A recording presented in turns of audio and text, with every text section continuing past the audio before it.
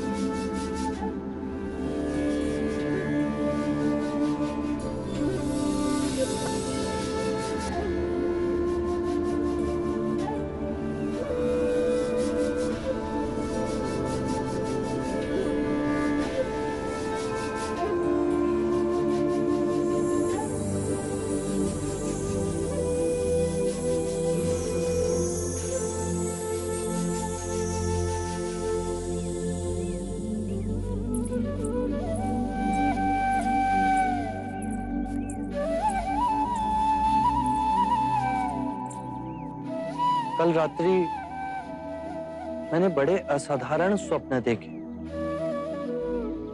जो मुझे कुछ संकेत दे रहे थे।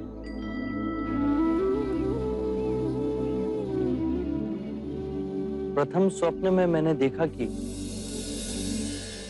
ये पराक्रमी पृथ्वी मेरा बिछोना है, पर्वतों का राजा हिमालय मेरा सिरहाना है, मेरी बाईं भुजा पूर्व के महासागर पे विश्राम कर रही है, मेरी दाईं भुजा पश्चिम के महासागर में टिकी, मेरे दोनों चरण दक्षिण महासागर के जल से प्रक्षालित हैं।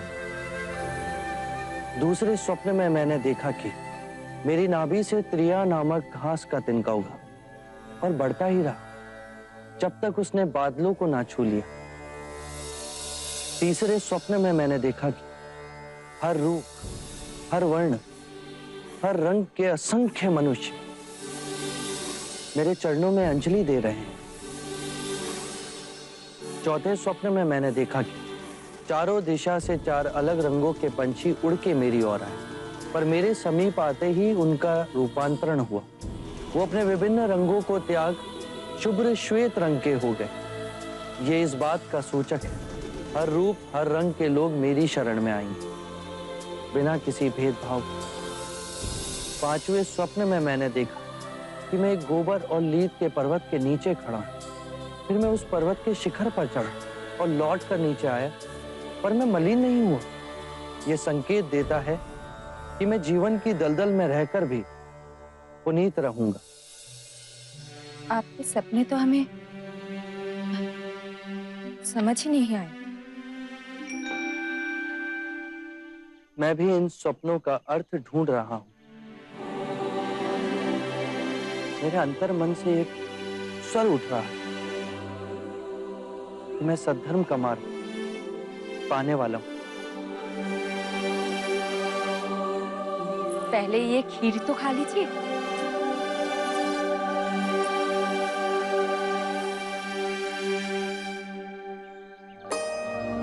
इस सोने के पात्र में खीर भी आकस्मिक नहीं। मेरे पहले जिन्होंने भी सम्यक संबोधि प्राप्त की, उन्होंने भी उसे प्राप्त करने से पूर्व सोने के पात्र में खीर खाई होगी। क्या मैं भी महान बोधित्व प्राप्त करने वाला हूँ? खाइए ना।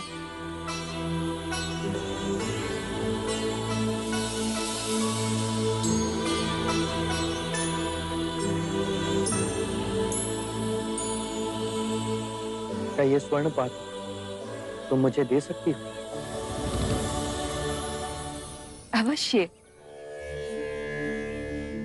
तो चलो मेरे साथ, मुझे एक परीक्षा लेनी है।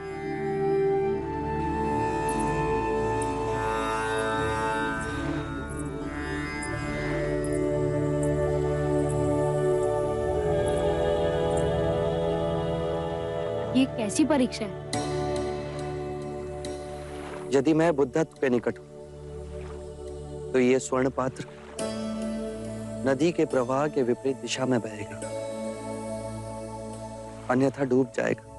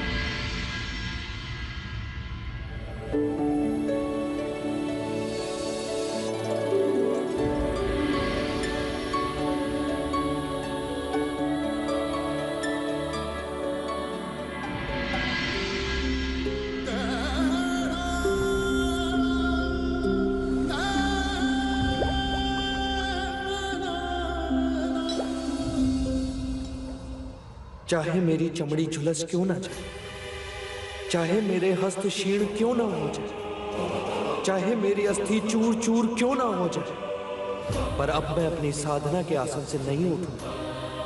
केवल ज्ञान प्राप्त, नहीं तो मेरे प्राण जाए।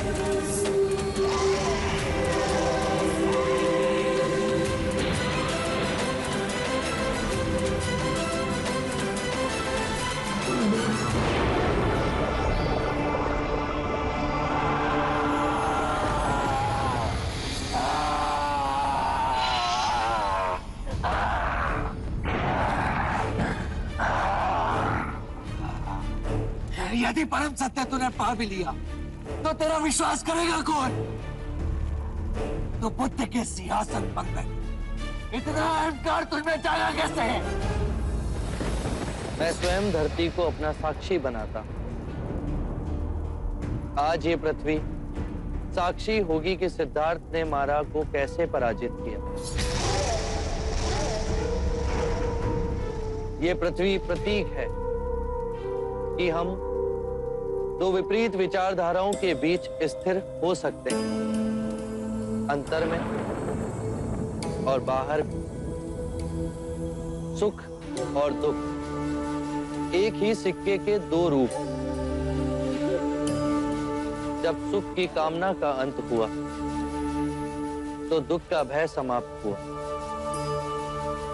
जीवन का उद्देश्य हर जीव को विचरना है, उसे अपनी चेतना जगाना है।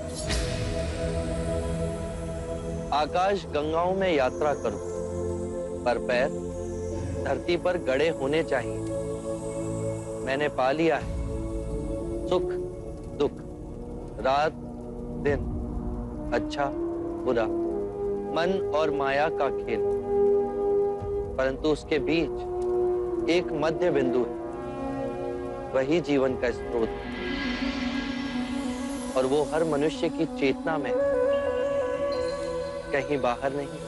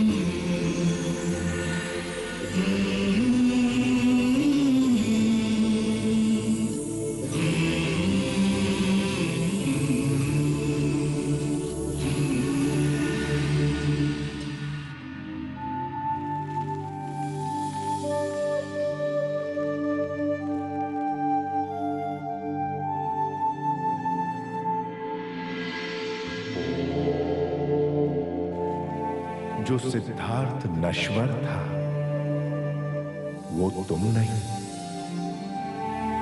तुम बुद्ध हो, अविनाशनीय बुद्ध।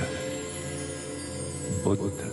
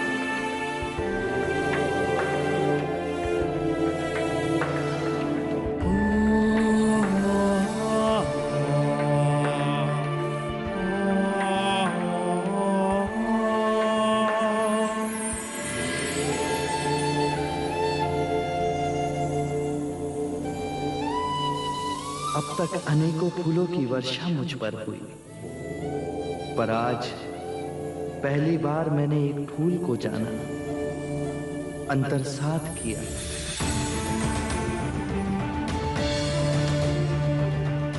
मैं जाग गया तो पूरी प्रकृति ही बदल गई। आज इतनी सघन शांति है, जैसे अंतर के नीले आकाश से विचारों के सारे बादल छट गए। मैं भी तुम्हारी तरह स्वच्छंद हो गया। टूट गए सारे बंधन, मिट गए वो अंधेरे जिनमें इतने वर्षों भटका। गहरी नींद में सोया था और अब जाग गया। यदि मैं जाग गया तो सारी मनुष्यता भी जाग सकती है। सब जाग जाएं तो पृथ्वी पर शांति और सुख का नया अध्याय शुरू होगा।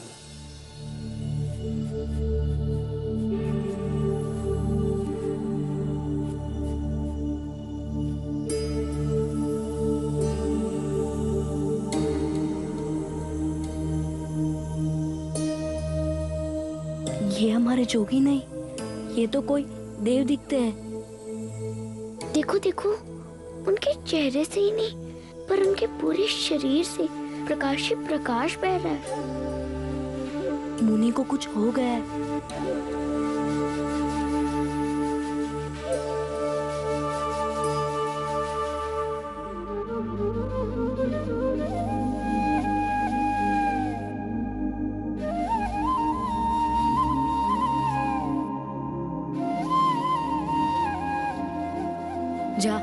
जाके सुजाता दीदी को जल्दी बुला ला, कहना जोगी जाग गए।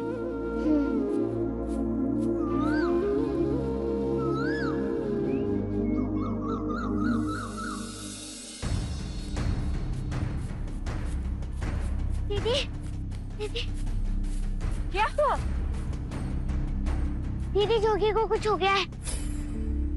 क्या हुआ उनको? दीदी उनका चेहरा पीला हो गया है, पर उनके आसपास इतना प्रकाश है, उन्हें कुछ हो गया है।